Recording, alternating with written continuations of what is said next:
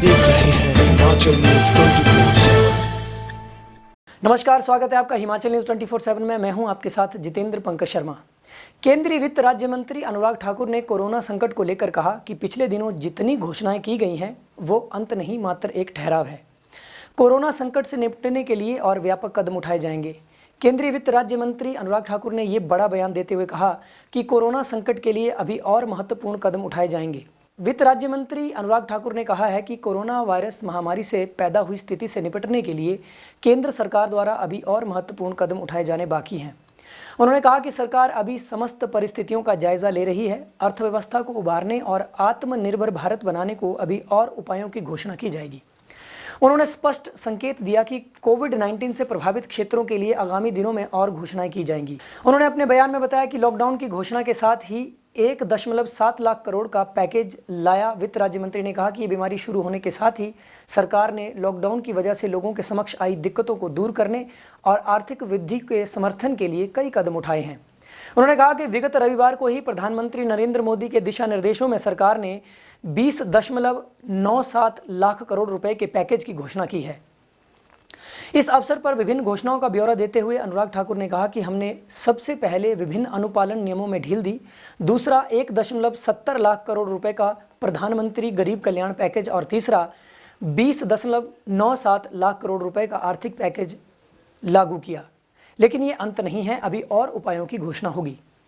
अनुराग ठाकुर ने कहा ये घोषणाओं में ठहराव मात्र है, कदम आगे बढ़ते रहेंगे। उन्होंने कहा कि मोदी सरकार लोगों और कारोबारी क्षेत्रों से जुड़े लोगों की ज़रूरतों को लेकर काफ़ी संवेदनशील है। मंत्रालय इस बारे में विभिन्न क्षेत्रों की जानकारी ले रहा है। वित्त राज्य मंत्री ने कहा कि पर्यटन हमारे लिए काफ़ी महत्वपूर्ण क्षेत्र है। आतिथ्य एवं होटल व्यवसाय एक महत्वपूर्ण क्षेत्र है। नागर विमानन क्षेत्र भी महत्वपूर्ण है। भारत जैसे क्षेत्र में ये क्षेत्र सकल घरेलू उत्पाद में योगदान देते हैं। सिर्फ जीडीपी में ही योगदान नहीं देते, रोजगार के लाखों अवसर भी उपलब्ध कराते हैं। हम इन क्षेत्रों के लिए या जो और क्षेत्र बच गए हैं उनके लिए उपायों पर विचार कर रहे हैं। उन्होंने कहा कि इनमें से कुछ अन्य श्रेणियों में आ जाएंगे जहां उन्हें लाभ मिला है।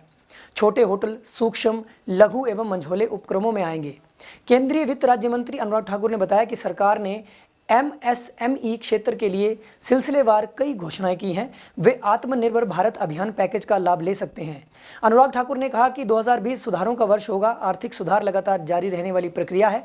सरकार ने पिछले सप्ताह कृषि, रक्षा, विनिर्माण, नागर विमानन, खनन क्षेत्रों के लिए कई घोषणाएं की हैं और एमएसएमई की परिभाषा बदलने की लंबे समय से मांग को पूरा किया है।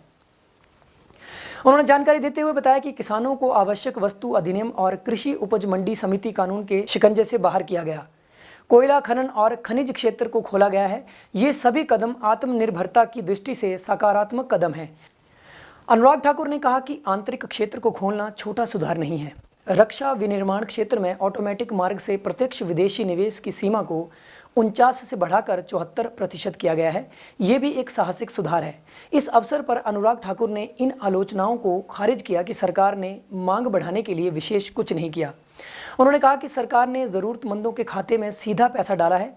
20.5 करोड़ जनधन खाता धारकों, 2.2 करोड़ राष्ट्रीय सुरक्षा सहायता कार्यक्रम के लाभार्थियों और 9 करोड़ किसानों के खातों में सीधे पैसा डाला गया है। अनुराग ठाकुर ने कहा कि मोदी सरकार ने कई और कदम उठाए हैं जिसने ज़रूरतमंदों को सीधे लाभ होगा। इसमें 80 करोड़ लोगों को मुफ्त राशन का वितरण, प्रधानमंत्री उज्ज्वला योजना के तहत गैस सिलेंडर वितरण शामिल है। उन्होंने कहा कि इसके अलावा सरकार ने एमएसएमई क्षेत्र को 3 लाख करोड़ रुपए का कर्ज बिना गारंटी के उपलब्ध कराने का भी प्रावधान किया है।